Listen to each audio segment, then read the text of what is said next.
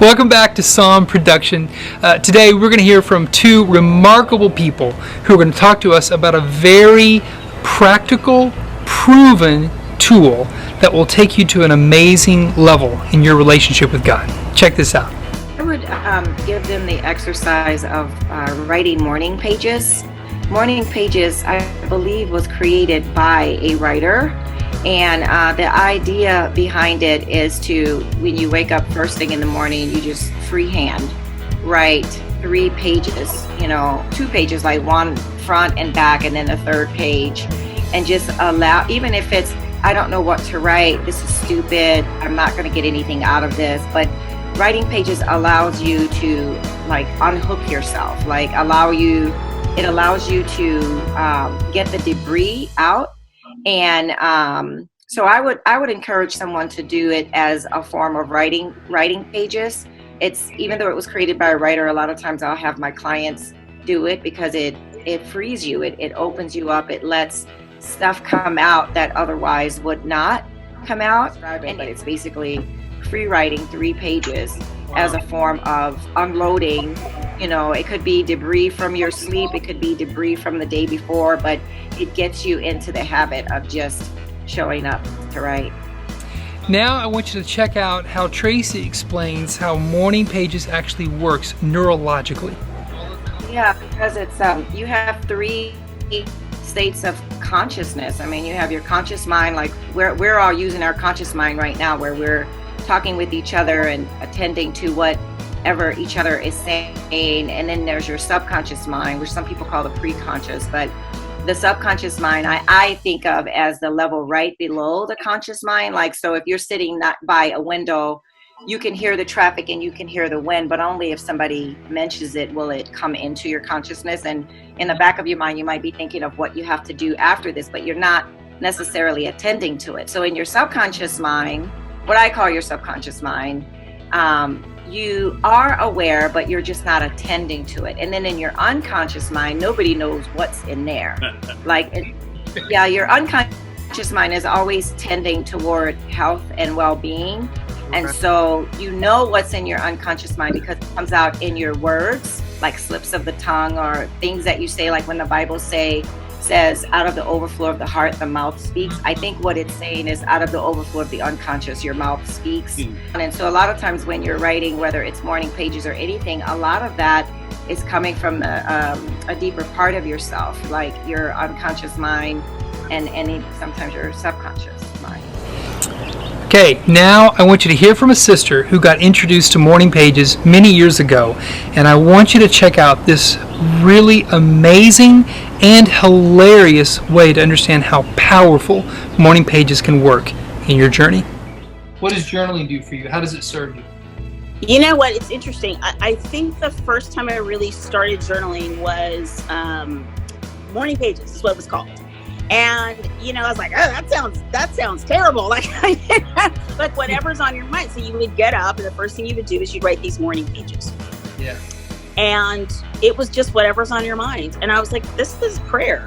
Like, that's what this is. Because when you wake up, most people, there's probably like 2 people in the world that wake up like, this is awesome. Whee!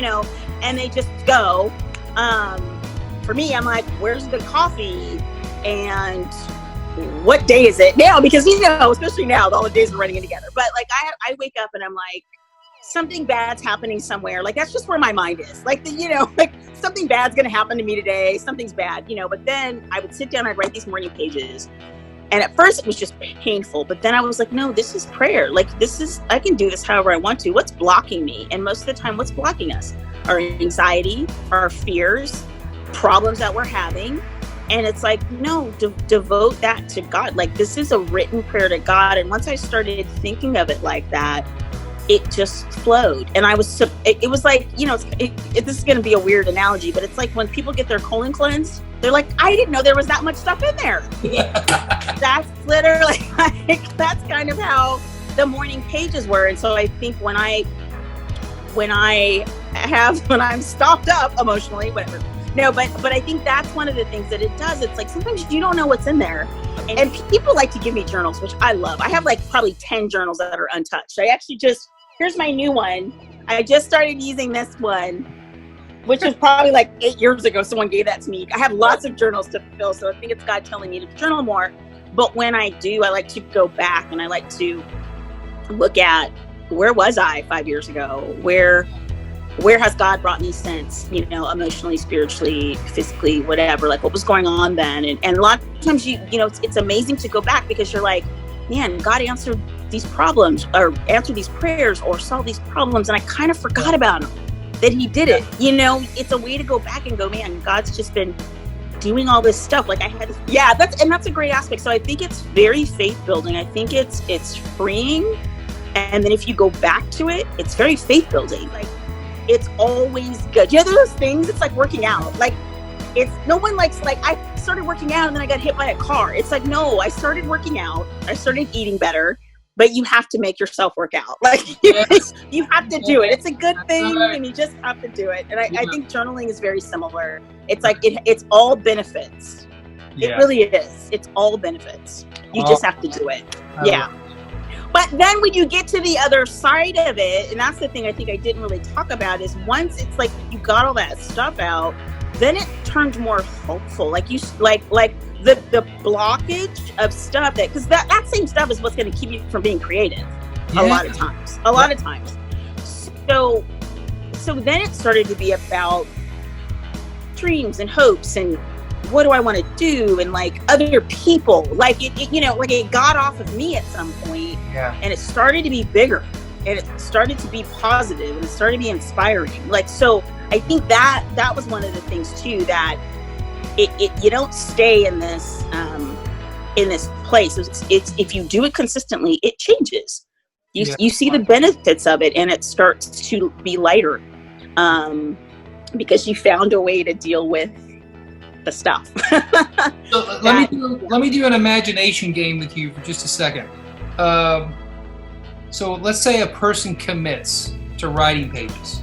Okay. Mm-hmm. No matter how hard it is, they do not give up. Okay. Okay. How would you describe that person on day 31 if they had committed to that for 30 days? I would say more in touch and connected, more in touch with themselves, more connected to God, particularly if the journaling was spiritual.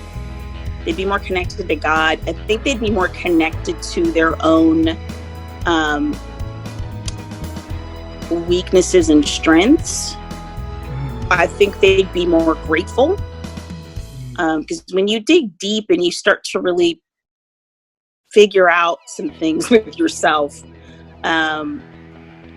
I think you really kind of start to see God bringing you through things, because it's not like you're journaling in the vacuum.